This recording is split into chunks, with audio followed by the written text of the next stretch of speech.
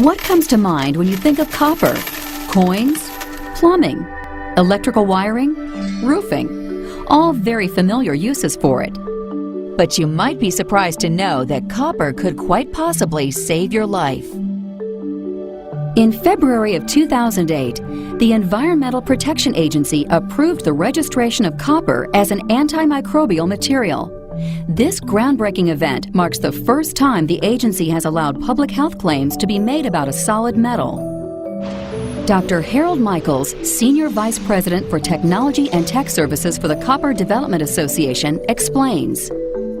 We've demonstrated in the laboratory that copper, brass, and bronze begins eliminating germs upon contact and actually eradicates 99.9% of harmful bacteria within 2 hours.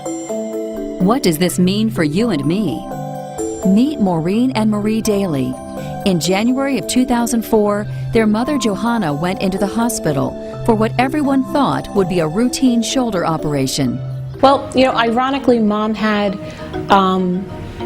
fears of medical care and fears of hospitals. She really did suspect that they were not safe places to go. And she voiced that to the surgeon. She told him, I'm kind of nervous about having this. He said, Johanna, you're a young woman. I do this every day. This is a routine surgery. Instead, Johanna became terribly ill. After 4 months of living with excruciating pain, she died. My mother entered the hospital on January 19th for surgical repair of her shoulder. She returned to the hospital and the infection was diagnosed on January 26th. By February 14th, she was a quadriplegic on a ventilator and a feeding tube. And on May 23rd, she died, all as the result of the infection. In recent years, major news media have featured stories like the Daly families. They center on a deadly bacteria called methicillin-resistant Staphylococcus aureus, or MRSA. It's been called the superbug because it's resistant to so many different antibiotics. I've been a registered nurse for 23 years. Every single person who practices nursing, practices medicine, takes a vow to do no harm. Every chance I get to educate or comment or correct someone on hand washing or isolation techniques or aseptic technique, whatever you want to call it, I take. I use my mother and my mother's situation. I use it as a tool. And I am on the front line. And I try to take that to heart. It's been very difficult as a nurse going through the loss, watching someone you love drift away from something that your colleagues could have prevented.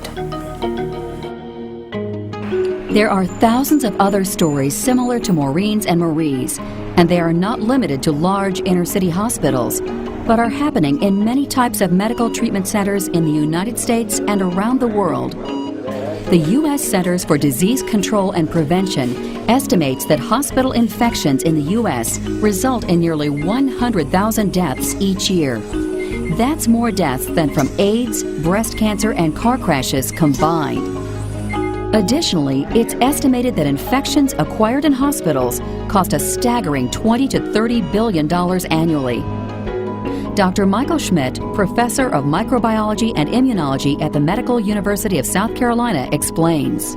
In concert with using copper to help break that chain of infection, the other standard things that we're doing in the hospital, of course, is washing our hands. After you interact with an individual in a hospital or a healthcare setting, you're supposed to wash your hands after you interact with them. You're supposed to wash with your hands before you interact with them.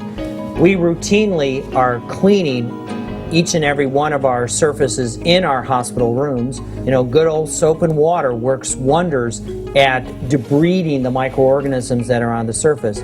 But if you fail to get them all, they're still going to be there because they can live on those plastics and stainless steel materials for a very long period of time.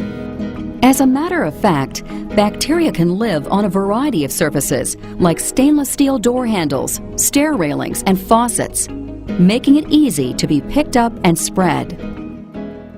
A medical task force has developed recommendations to increase infection prevention in hospitals. They include more thorough monitoring, disinfection, and education practices. But there's a brand new weapon on the horizon. Enter copper. Covering touch surfaces with copper alloys can help reduce microbial contamination associated with the risk of hospital-acquired infections. The Environmental Protection Agency has found that when cleaned regularly, antimicrobial copper alloy surfaces kill greater than 99.9% of bacteria within 2 hours and continue to kill more than 99% of bacteria even after repeated contamination. Similar findings are expected from clinical trials currently being conducted at Memorial Sloan Kettering Cancer Center, the Medical University of South Carolina, and the Ralph H. Johnson VA Medical Center in Charleston. Although the Copper Development Association has been investigating the antimicrobial property of copper for the past 5 years, ancient civilizations had used copper thousands of years ago in a variety of ways to treat infections. In the near future, don't be surprised when you hear reports that the newest breakthrough in healthcare is not a new chemical, not an aerosol spray, but a solid material, as old as the earth itself.